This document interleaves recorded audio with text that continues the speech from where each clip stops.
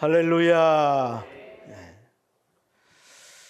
오늘은 이제 그 구약 사사 시대에 사무엘이라고 하는 특별한 사사가 자기 백성들에게 그 마지막 설교라고 할 수 있는 유언 같은 당부의 내용을 여러분이 함께 나누길 원합니다.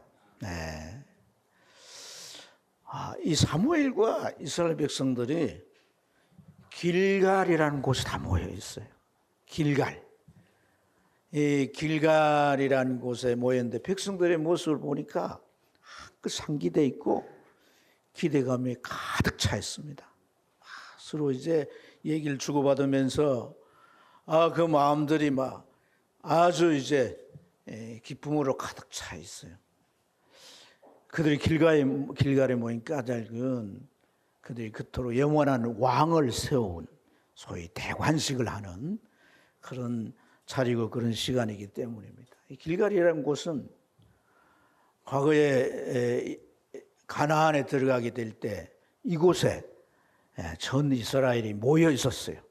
그래서 이스라엘 군대도 이곳에 진을 치고 남부 지역, 북부 지역 가나안 땅을 하나님의 힘을 힘입어서 정복하게 된 거예요.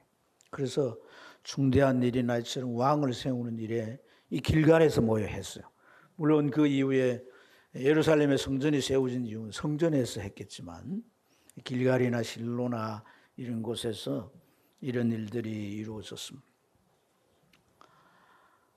이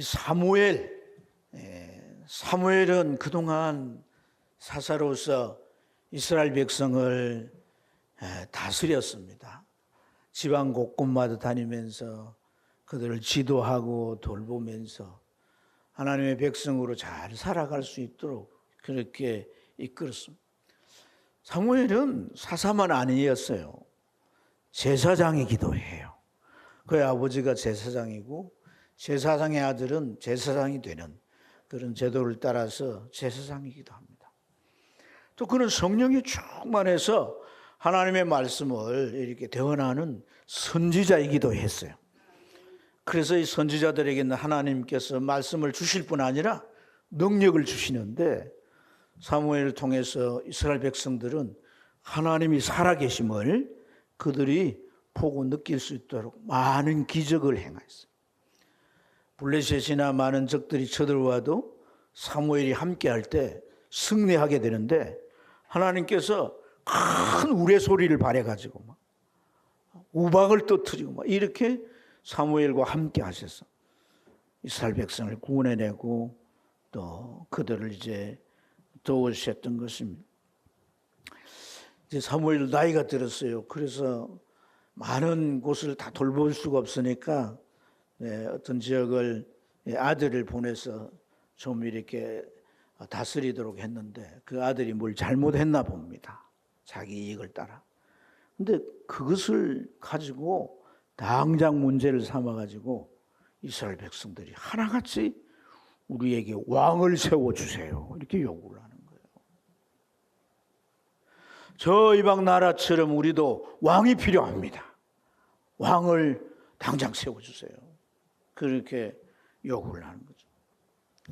이방 나라 왕들은 이 왕이 이제 그 대대로 이렇게 세워지게 되는데 왕은 왕궁에 집을 짓고 왕궁이라는 집을 짓고 그 안에 이렇게 살면서 어떤 일을 합니까? 나라를 다스리는 정치를 하는 거죠. 그래서 사람들을 뽑아가지고 뭐 나라 일을 돌보는 그런 행정 직무를 맡기기도 하고 또 외세가 쳐들어오면은 막아야 될 거 아니에요. 전쟁을 해야 되니까 젊은이들을 군인으로 징집을 해가지고 군대를 만들어서 곳곳에 주둔하기도 합니다. 또 잘 연구해서 뭐 나라를 잘 살도록 그렇게 국토도 개발하고 하는 산업도 잘 되게 하는 거죠. 근데 그런 걸 보면서 우리도 왕이 있으면 왕이 그렇게 해주면 우리도 잘 살 수 있을 거다. 그래서 왕을 세워달라. 사무엘은 그 요구를 듣고 많은 고민에 빠졌어요. 사무엘이 왜 고민을 하게 됩니까? 왕 세워주면 되지. 백성들의 요구의 의도 속에는 하나님의 다스림을 깊이 하는 문제가 있기 때문에 보이지 않는 하나님보다도 보이는 왕이 하나님처럼 자기들을 다스려주는 것을 더 원하고 더 바라고, 그래서 오늘 이렇게 사무엘에게 요구했던 것은, 사무엘은 이 일을 두고 고민을 많이 하다가 하나님 앞에 깊은 기도를 했어요. 하나님 앞에 깊이 기도하는데 하나님께서 사무엘에게 임재하셔서 사무엘아, 이 백성들이 너를 버린 게 아니라 나를 버린 거야. 그러나 그들의 요구대로 왕을 세워주라. 그리고 하나님의 백성으로 이제 나라를 다스리는 그런 왕의 제도를 잘 가르치라. 그런 응답을 하셨습니다. 그래서 그가 이제 기도하면서 누굴 왕을 세워야 하는가? 사울이라고 하는, 이 사울이라고 하는 자를 하나님께서 왕을 세우기를 원하신다는 사인을 받고, 그를 이제 왕을 세우기 전에 먼저 전조의 의식으로, 전의 의식으로 기름을 부었어요. 그리고 얼마 지났는데 그 무렵에 전쟁이 일어났습니다. 암몬이 쳐들어온 거예요. 군대를 이끌고 뭐 창칼을 들고 쳐들어오는데, 그 상황에 이제 나서서 싸워야 되는데, 일단 사울이 기름부음을 받았잖아요. 그러니까 네가 나가서 이제 전쟁을 한번 대처해봐라. 그러니까 나팔을 불러가지고 막 젊은이들 모아가지고 그 암몬과 싸웠어요.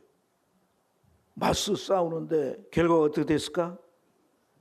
이겼어요. 대승리를 했어요. 대승리를 하고 그 암몬을 물리치고 이렇게 돌아왔으니까 온 백성들이 너무 기쁜 거예요.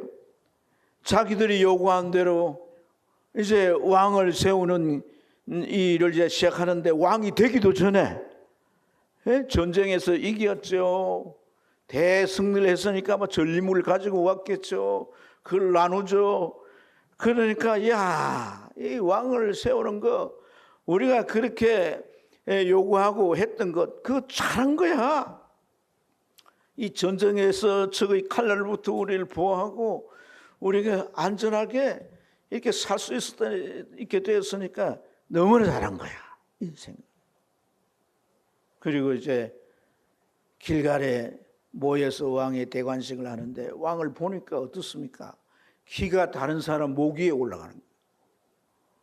키가 크죠, 뭐. 아주 이제 신체 조건도 좋죠. 그러니까 참 믿음직스럽습니다. 그를 왕을 세울 때 온 백성은 사울왕 만세! 만세 삼창을 하고 막 얼마나 기뻐하고 좋은지 몰라요.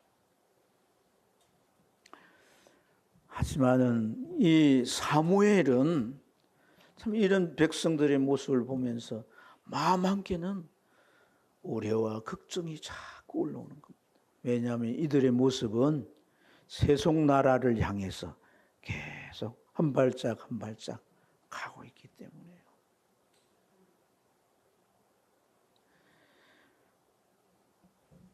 어떻게 하면 이 백성들로 하여금 왕을 세우는 이 일이 정말 위험한 요소가 있음을 어떻게 하면 일깨워 줄 수 있을까?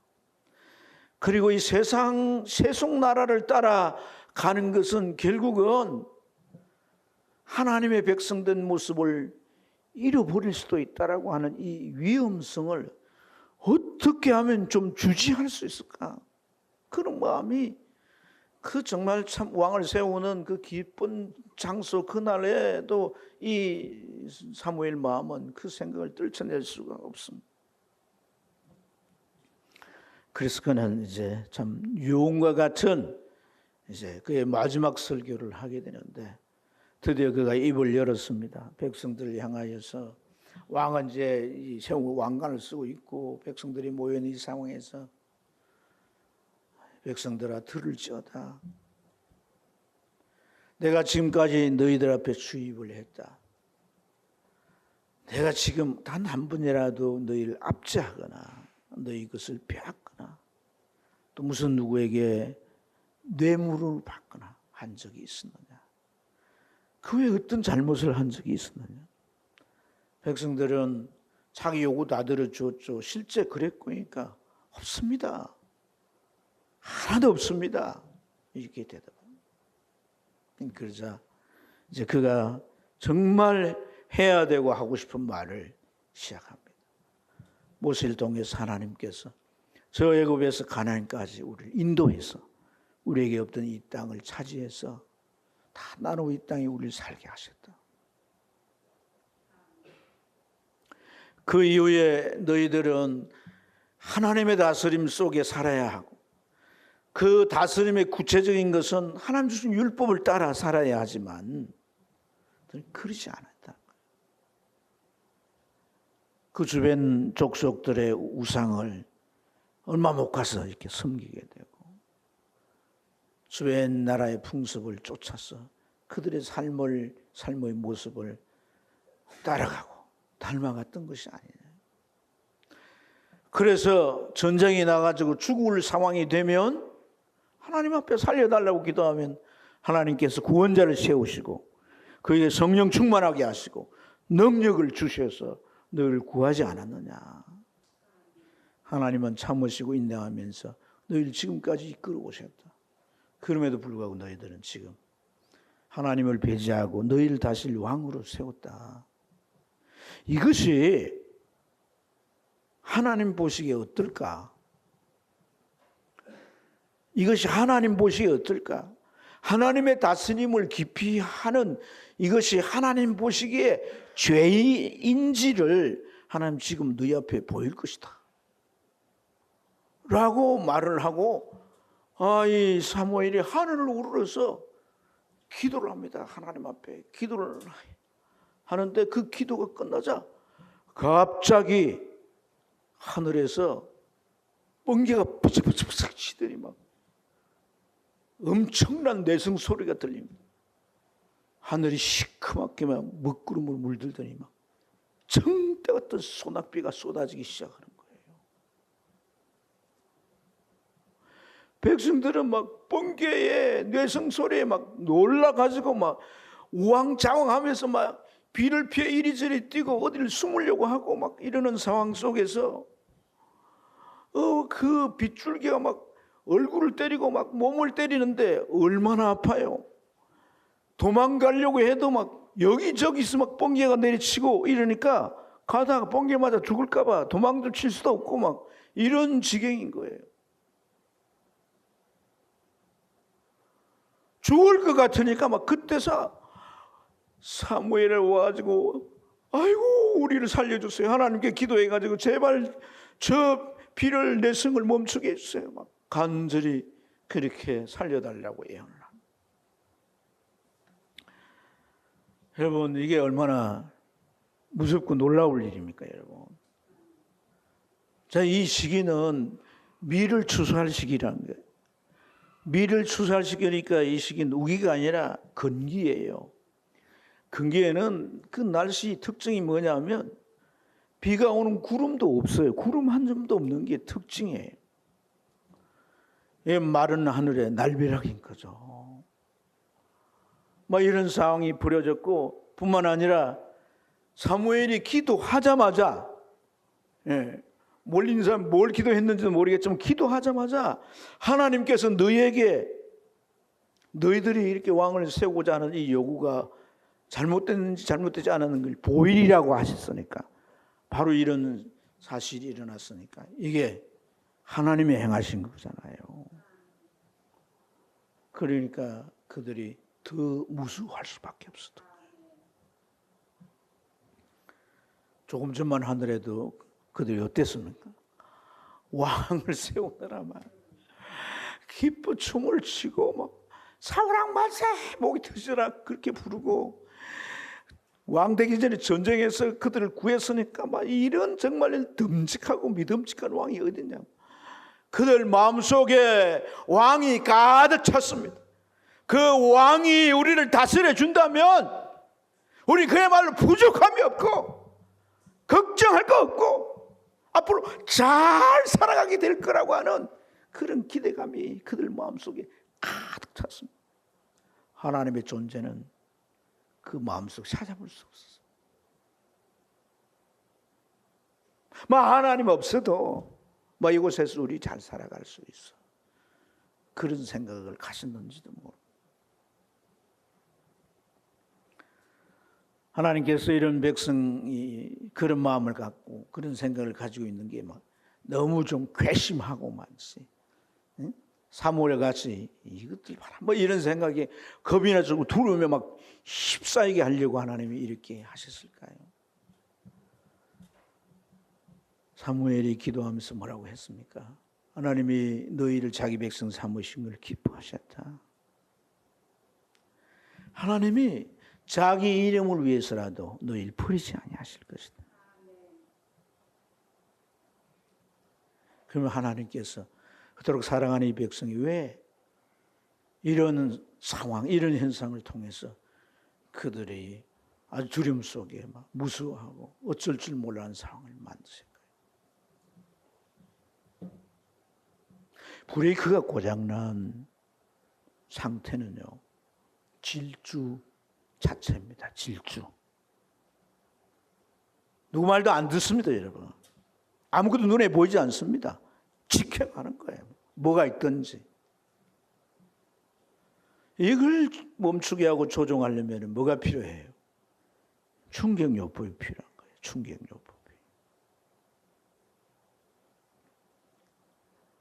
여러분, 이스라엘 백성들은 마치 브레이크가 없는 차 같았습니다. 가나안 땅에 들어와서요, 계속 반복되었던 악순환이 뭡니까? 범죄하고 타락합니다. 그러면 주변에 있는 적이 군대를 끌고 와 쳐요. 죽을 지경이 되면 하나님 찾습니다.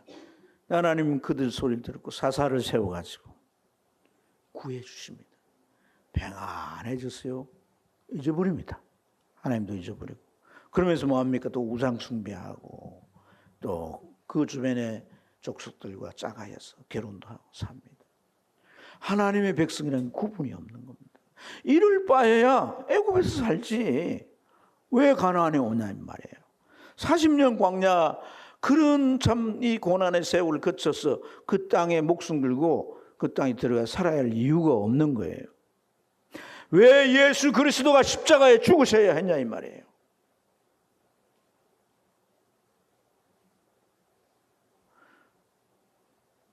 그분이 십자가에 매달릴 이유가 어디 있습니까? 그분에게 무슨 죄가 있습니까? 그의 행위 가운데 어떤 잘못이라 찾을 수가 있습니까? 성경은 그러지 않습니까?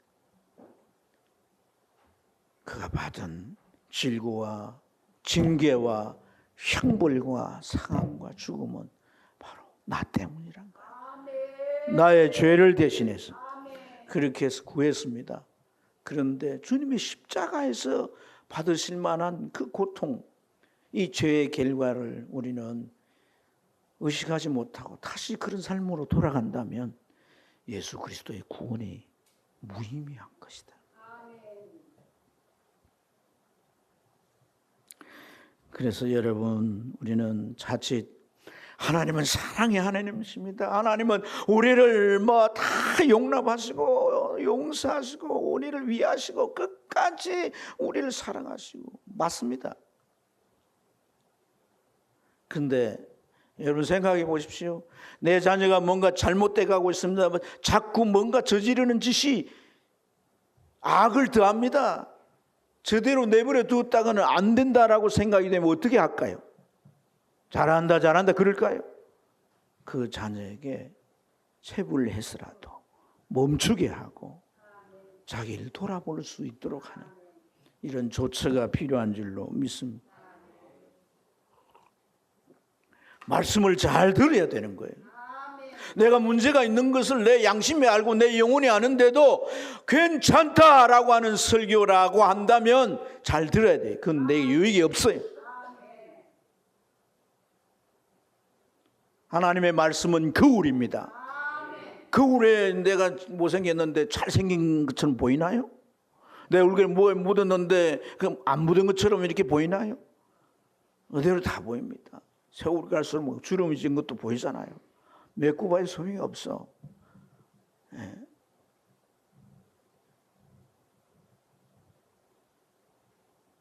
하나님의 말씀을 기호대로 내가 편한 대로 보고 싶은 대로 보면 안 되는 거예요.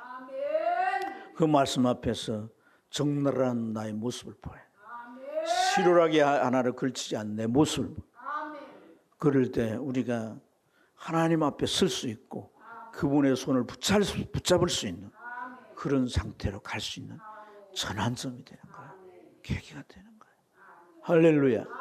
성령이 내 안에 충만하고 하나님 나라야 그 세계에서 누려지는 기쁨이 어떤 것인지, 그 희락이 어떤 것인지, 그 평안이 어떤 것인지, 그 힘이 어떤 것인지, 그 능력으로 말미암아 내가 세상을 이기며 살아가는 그 축복이 얼마나 대단한지를 우리가 경험할 수가 있는 것인 거죠.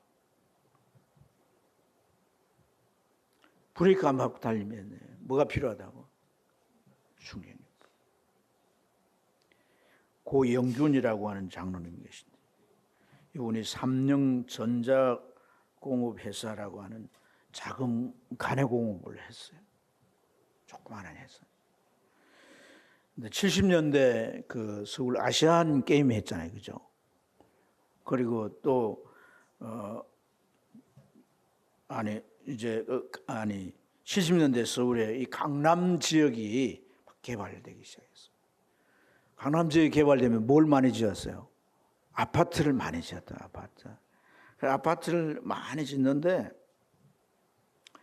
이분이 자기 회사 뭘 만들었냐면 출입문에 초인종을 만들었어요. 초인종.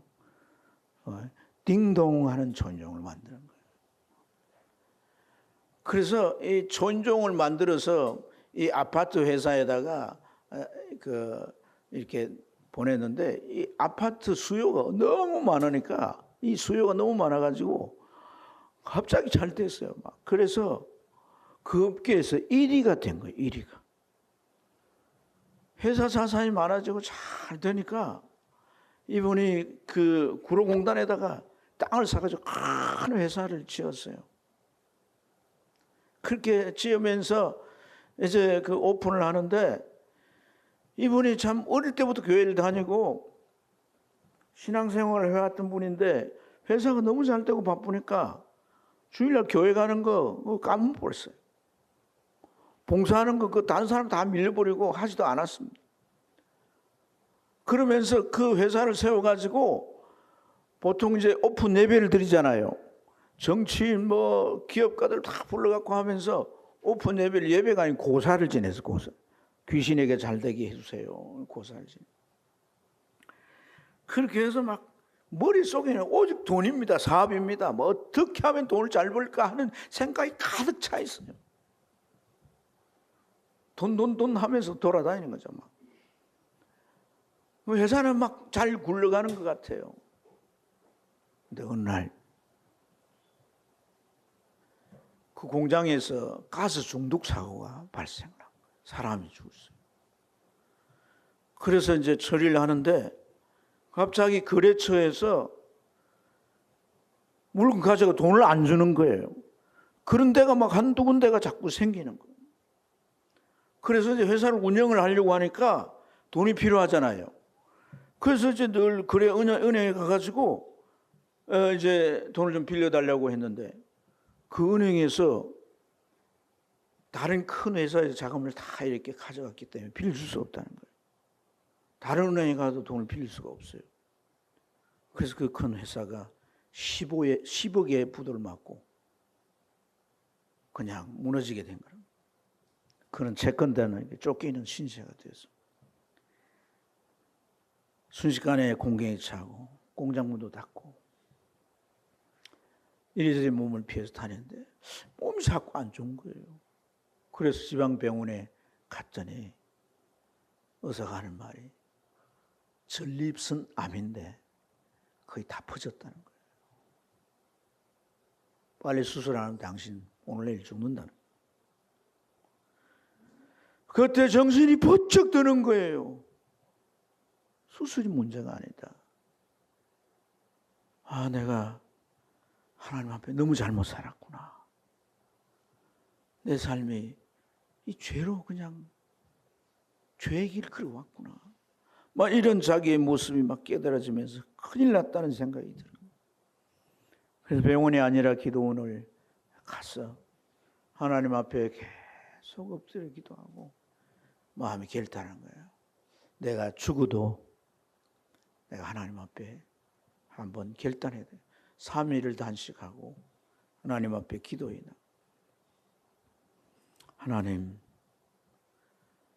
하나님을 떠나서 반대쪽으로 가는 요나도 다시 하나님 살리지 않습니까? 나를 살려주세요. 이렇게 계속 기도하면서 이제 기도가 바뀌었어요. 몸도 더 아프고 힘들어서 하나님 죽더라도 내 영혼을 구원해 주세요. 하나님 죽더라도 다시금 내 믿음을 회복시켜서 천국과 지옥이 있다네 어릴 때부터 잘 압니다. 하나님 용서해 주세요. 그리고 제가 주일학교 다닐 때 뭣도 모르고 하나님 내가 커서 어른이 되면 돈 잘 벌고 돈 많이 벌면 하나님 위해서 내가 쓰겠습니다. 충성하겠습니다. 이렇게 다짐했는데 그러지도 못하고 내가 지었던 죄 하나님 용서해 주세요. 그렇게 하나님의 용서를 구하는 기도가 계속되었어요. 3일 단식을 마치고 일단 가족 있는 집으로 내려왔습니다. 그래서 하나님 앞에 다 맡겼어요. 잡혀가면 감옥에 가고 또 병으로 죽으면 죽고 그렇게 나갔던 새벽 기도를 나가기 시작했습니다. 하나님 앞에 새벽 기도를 나가서 기도하고 이러는 가운데 몸이 더 이상 아프질 않는 거예요. 더 아픈 상태 더 이상 더 아프지는 일이 없는 거예요. 계속해서 이제 음식도 먹고 그러면서 조금씩 몸이 나아지기 시작합니다. 하나님이 치료하시는 거죠. 하나님이 손대신 거죠. 그래서 병원에 갔더니 결국 이 암을 하나님이 고치셨다는 걸 확인할 수가 있게 되었습니다. 그래도 계속 그는 기도했습니다. 자본도 없고 뭘 해야 될지 빈손입니다. 근데 기도 중에 지혜가 떠올란 거예요. 지혜가 떠올라서 은행에 가가지고 이제 다른 사람 이름 대출 좀 받고 해가 기술을 살려서 보안용 이 전자장비를 개발했어요. 보안용 전자장비. 카메라든지 이제 보안용 그런 게 많잖아요. 이런 것들 개발을 했어요. 그때 이제 88 서울 아시안 게임과 또 서울 올림픽이 막 이제 개최가 되는데 그 운동장 짓고 선수 숙소 짓고 하는데 뭐가 필요한 거예요? 보안 이 장비가 필요한 거예요. 보안 카메라가 다 필요한 거예요. 공공장소에 다 필요한 거예요. 그게 이제 냈더니 이거 다 그냥 자기 회사 물건을 쓰게 된 거죠. 다 부착을 해가지고 그렇게 해서 다시금 그 사업이 일어나기 시작한 거라. 할렐루야. 날개도 진득 팔려간 거예요. 그래서 거성전자 공업사를 세워가지고 회사가 이제 우뚝 반석 위에 서고 수입의 일부를 교회를 세우고 선교하며 선한 사업에 이렇게 쓰임받으면서 자기가 어릴 때 했던 그 서원을 하나님 앞에 갚으며 교회에 아주 중직자로서 헌신하며 살아가는 그런 삶의 은혜가 있었던 그 영혼을 하나님께서 다시 세우시고 하나님이 기뻐하시는 모습으로 쓰기 위해서 하나님은 부도라고 하는 충격요법을 쓰신 거예요. 암이라고 하는 충격요법을 쓰신 거예요. 그렇게 해서라도 돌이키게 하시고 바른 길로 가게 하시는 것이 하나님의 사랑인 줄로 믿습니다. 하나님의 우리를 괴롭히고 우리를 망하게 하려고 하는 게 아니라 사랑이란 거예요. 사랑. 백성들이 사무엘에 이렇게 말합니다. 당신의 말씀대로 우리가 모든 죄 위에 왕을 구하는 악을 더했습니다. 회개합니다. 참 회개하는 그들의 모습 보니까 내성 번개에 급에 질려 있는 그런 모습에 온통 비를 맞아 놓으니까 물에 빠진 쥐새끼 같습니다. 그들을 바라보는 모습. 인간이요, 뭐 가지고 뭐 좀 뭐 어떻게 하면 대단한 것 같고, 뭐 이제 내가 이제 뭐 다 된 것 같지만은 사람은요 참 보잘것없이 여겨질 때가 있는 거예요. 그럴 때 하나님의 은혜가 옵니다. 내가 낮추어질 때 난 아무것도 아닙니다. 내가 이런 존재입니다. 그렇게 우리가 우리 모습을 하나님 앞에 그대로 드러낼 때 하나님의 은혜가 오는 거죠. 그래서 사무엘이 기도하니까 비가 뚝 그쳐버렸어요. 그리고 그들을 위로합니다. 하나님은 자기 이름을 위해서라도 너희 부리지 않는다. 너희들이 하나님만 섬겨라. 그리고 사무엘은 그들에게 약속을 하는 거예요. 무슨 약속을 했느냐면 내가 이제부터 왕이 이제 세워져서 나라를 다스리고 너희들을 이제 이렇게 이끌어갈 테니까 나는 너희들을 위해서 내가 기도하겠다. 기도하겠다. 이렇게 약속합니다. 그냥 막 기도하겠다 이게 아니에요. 사무엘은 이 기도의 위력을 아는 사람이에요. 오늘 이 장소에서 이 기도의 위력을 이 백성들 눈에 다 보게 했지 않습니까? 하나님 앞에 기도했더니 마른 하늘에 정대 같은 비가 쏟아지고 번개가 치고 내성이 울고 기도했더니 비가 다 그치게 된 겁니다. 그 시대를 일컬어서 하나님의 말씀이 희귀하고 이상이 보이지 않는 때라 그랬습니다. 그리고 온 백성들은 자기 소견에 옳은 대로 살더라는 거예요. 지 멋대로 사는 거예요. 지 멋대로. 지가 왕이야. 지가 왕. 자기가 왕이에요. 교회 와서는 내가 예배도 드리고 뭐 또 봉사도 좀 하고 하지만 딱 교회 문 밖에 나가면 내가 왕이로소이다. 내 마음대로 합니다. 내 의지대로 하고 내 하고 싶은 대로 하고 이렇게 합니다.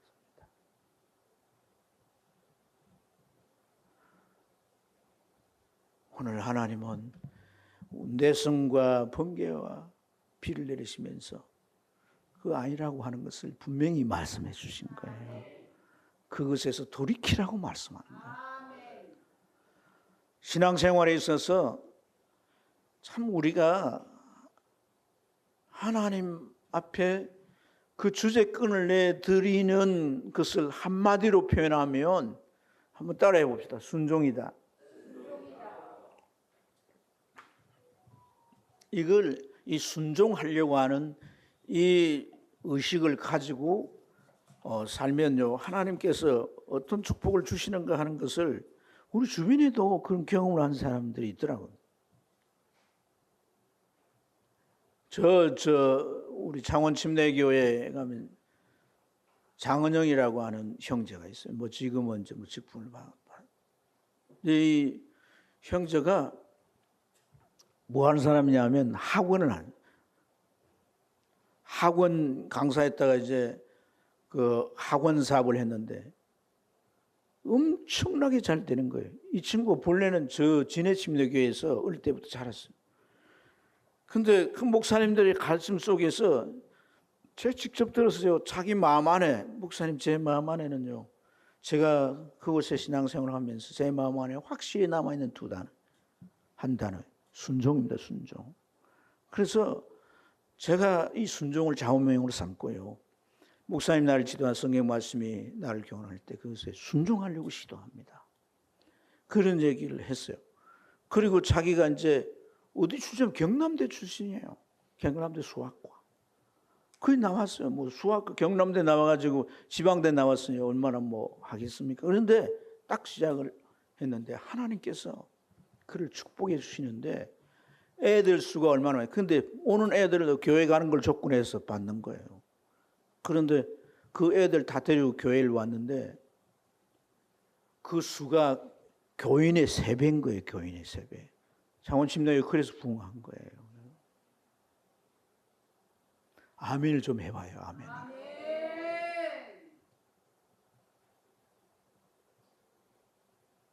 우리 마음 안에 자꾸만 솟아오르는 이 저항하는 마음, 거부하는 마음, 이 옛사람의 성품이에요.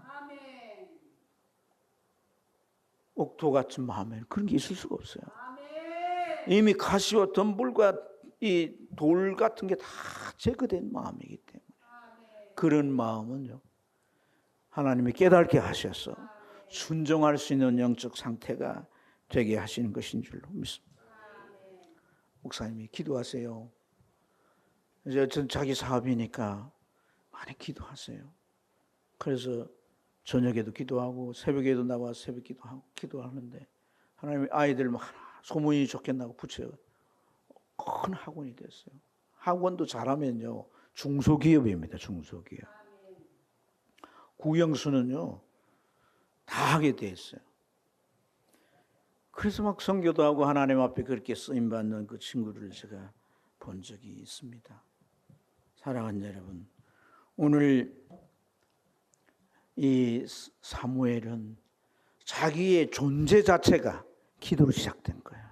그의 어머니의 기도로 태어날 수 없는 그가 태어났고, 어머니의 계속 중보기도로 그가 자랐고, 성전엔 젖대고 드려지고 그 이후부터 하나님의 말씀을 듣고 순복하는 삶을 사니까 이 말씀이 희귀하고 이상이 보이지 않는 시대일지라도 사사기 3장 19절 보세요. 사무엘 뭐라고 말합니까? 이 사무엘 때 말씀이 땅에 떨어지지 아니했다는 거예요. 말씀이 땅에 떨어지지 아니했다는 것은 말씀이 다 이루어졌다는 거예요. 사무엘 통해서 입에 나온 그 모든 말씀들이 다 이루어졌다는 거예요. 하나도 빠짐없이 이루어졌다는 거예요. 이러한 그의 사역과 삶은 기도가 뒷받침이 됐다는 겁니다. 사랑하는 여러분, 우리가 이제 명절 맞아서 뭐 가가지고 다 어떻게 지냈던지 이제 우리의 회복과 우리가 전에와 같이 전보다도 더 이 가을을 맞아서 열심히 있는 신앙생활을 하기 위해서 이 기도가 수반되어야 합니다. 아멘. 오늘 사무엘은 자기의 이제 남은 시간도 기도에 매진하겠다는 거예요. 사역이 끝났어요. 그럼에도 기도에 매진하겠다. 미국 목사님이 R.A. 토레이라고 하는 분은 그런 얘기 있어요. 우리가 만일 너무 바빠 기도할 시간이 없게 된다면 따라합시다. 노력은 많이 하나 성취는 적고 예배는 많이 드리나 회심도 적고 은혜도 적으며 활동은 많이 하나 효과도 없고 결과도 많지 않다. 기도 안 하면 노력한 것만큼 손해야. 아멘. 아멘. 요즘 우리 모습 보면 과거에 기도했던 사람들이 자기 기도 시간을 줄입니다. 새벽 기도했던 사람 새벽 기도도 안 하고. 그래서 제가 식사 기도는 할 것이다 그런 생각합니다. 식사 기도. 그러면 생명은 묻혀가겠지. 자기 삶에 하나님의 능력으로 말미암는 하나님의 지혜로 말미암는 그 아무런 일은 일어나지 않습니다. 사랑하는 여러분, 내가 지금 편안하고 또 앞으로도 여러분이 평안하실지라도 사실 어떤 면에서는 충격요법이 필요해서 확 180도로 바뀌어진 사람들의 삶처럼 되지 못한다면 우리 삶은요 그냥 그렇게 살아갈 뿐이에요. 하나님은 우리의 기도를 기다리고 계시는 줄 믿으시기 바랍니다. 영적 생명력은 기도에 있습니다. 내가 말씀 듣고 순복하려고 해도 기도하지 않으면 내 속의 자아가 그걸 순종하지 못하게 합니다. 여러분 기도를 통해서 내 삶과 신앙생활이 어떻게 불려지는지를 경험하시고 기도의 자신을 헌신하시길 축원합니다. 하나님 잘 섬기시고 그 축복 속에서 여러분 삶을 든든하게 세워가시기를 주의 이름으로 축복합니다.